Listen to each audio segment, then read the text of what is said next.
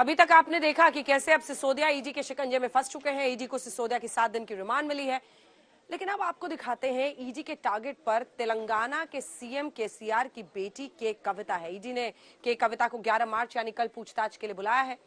के कविता को लेकर ईडी के मन में क्या चल रहा है, ये आज कोर्ट में जाहिर हो गया। शराब घोटाले में ईडी ने आरोपियों की पूरी कुंडली खोलकर रख दी है। ईडी ने विजय नायर और के कविता की मीटिंग का जिक्र भी किया, लेकिन के कविता ने ईडी की पूछताछ से पहले दिल्ली में जंतर मंतर पर संपूर्ण विपक्ष को जोड़ा। हिंदुस्तान के सारे हमारे बहनों से वादा करती हूँ कि जब तक महिला आरक्षण का बिल नहीं आएगा तब तक ये हम पथ नहीं छोड़ेंगे। ये आंदोलन करते ही रहेंगे, आंदोलन चलाते ही रहेंगे, क्योंकि महिला आरक्षण से ही हिंदुस्तान का भला हो सकता है, हिंदुस्तान का डेमोक्रेसी का भला हो सकता है। और आज एक अच्छा अवसर है, एक हिस्टोरिक अवसर है, जहाँ पे फुल मेजॉरिटी का सरकार है। तो हम इस मंच से इस भारतीय जनता पार्टी सरकार को हम डिमांड करते हैं कि महिला आरक्षण बिल आप इंट्रोड्यूस करें। हम सारे दलों को एक करने का कोशिश करेंगे, हिंदुस्तान के सारे महिलाएं एकजुट होने का कोशिश करेंगे। ये है तेलंगाना के सीएम के चंद्रशेखर राव की बेटी के कविता। हैदराबाद से दिल्ली के जंतर मंतर पर यानी तकरीबन 1560 किलोमीटर दूर के कविता महिला आरक्षण बिल पर मोदी सरकार के खिलाफ धरना देती है। मंच पर 16 विपक्षी दलों को इकट्ठा करती हैं, 6 घंटे की भूख हड़ताल पर बैठती हैं। हम आपको बता दें कि के कविता का यह धरना ठीक ईडी की पूछताछ से पहले चलता है, क्योंकि के कविता का नाम दिल्ली शराब घोटाले के आरोपियों ने लिया है। 9 मार्च को ईडी मनीष सिसोदिया को गिरफ्तार कर चुकी है। 11 मार्च को ईडी ने के कविता को पूछताछ के लिए बुलाया है। शराब घोटाला केस में सिसोदिया और के कविता के बीच की कड़ी कहे जा रहे रामचंद्र पिल्लई को भी ईडी ने गिरफ्तार किया है। रामचंद्र पिल्लई वो शख्स है जिसने तेलंगाना के सीएम के चंद्रशेखर राव की बेटी के कविता का नाम लिया। के कविता की मुहिम के समर्थन में सीपीएम के नेता सीताराम येचुरी ने भी भूख हड़ताल की। महिला आरक्षण तो सिर्फ एक बहाना है, असली मकसद बेईमानों को बचाना है। अब आपको बताते हैं कि के कविता के साथ धरने में कौन कौन से दल शामिल हुए।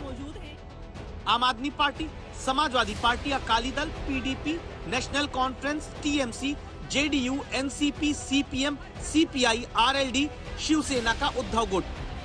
विपक्ष के नेताओं ने के कविता के मंच से सीधा प्रधानमंत्री मोदी पर प्रहार किया और केंद्रीय जांच एजेंसियों सीबीआई, ईडी के दुरुपयोग का आरोप लगाया। आपके पास सिर्फ एक काम है मोदी जी, विपक्ष के लोगों को गिरफ्तार करो और उनको जेल में डालो।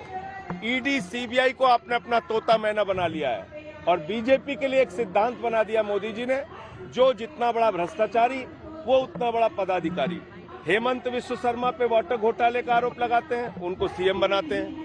व्यापम घोटाले का शिवराज सिंह पे आरोप लगता है, उनको सीएम बनाते हैं। येदियुरप्पा पे माइनिंग घोटाले का आरोप लगता है, उनको सीएम बनाते हैं। नारायण राणे पे लैंड स्कैम का आरोप लगता है, उनको केंद्र में मंत्री बनाते हैं। रेड्डी ब्रदर्स माइनिंग घोटाले में फंसते हैं, उनको बचाते हैं। उनका एक एमएलए उनके घर पे, उनके बेटे के घर पे 8 करोड़ पाई जाती है, उस पर कोई कार्रवाई नहीं होती।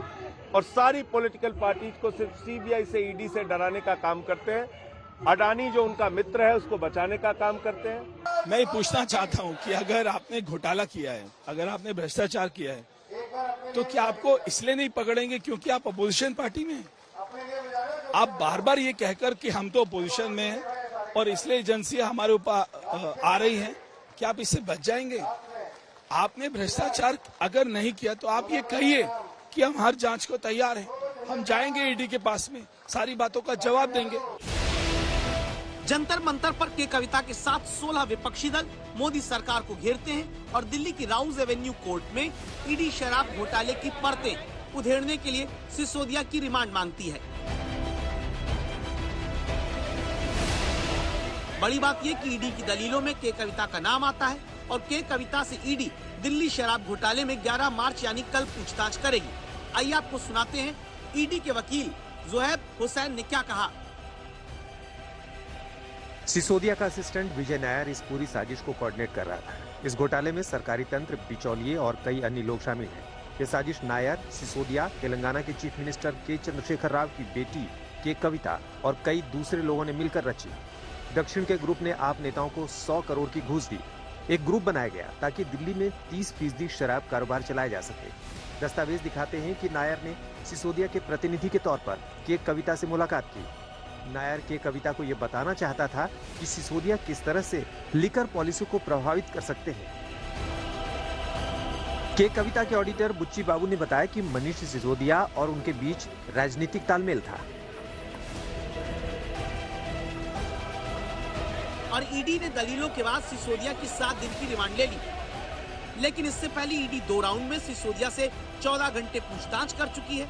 इस पूछताछ में ईडी ने सिसोदिया से के कविता की शराब घोटाला केस में भूमिका और 100 करोड़ की रिश्वत को लेकर सवाल दागे। अब 11 मार्च को ईडी के कविता से पूछताछ करेगी। संभव ये भी है कि के कविता को सिसोदिया और शराब कारोबारियों के साउथ ग्रुप के हेड रामचंद्र पिल्लई के सामने बैठाकर भी सवाल हों। डरा के धमका के ये जो एक माहौल क्रिएट कर रहे हैं हर एक स्टेट में इंडिया में, ये डेमोक्रेसी के लिए तो अच्छा नहीं है। मेरा कहना यही है, अगर किसी पॉलिटिशियन इंक्लूडिंग मी गलती किया है, एजेंसीज जांच परख कर ले, हम पूरी कोऑपरेट करेंगे। और मेरे तरफ से रहा भी है, आपने देखा भी है, सीबीआई ने बुलाया, हम गए, फिर ईडी बुला रही है, हम जाएंगे। तेलंगाना की लूट शायद कम रह गई थी तो दिल्ली में भी लूट का कोई काम नहीं छोड़ा। और जो लोग भ्रष्टाचार में शामिल हैं, जिन्होंने राज्य को तो कंगाल कर ही दिया है लूट लूट कर, वहां एक पार्टी की नहीं एक परिवार की सरकार चल रही है।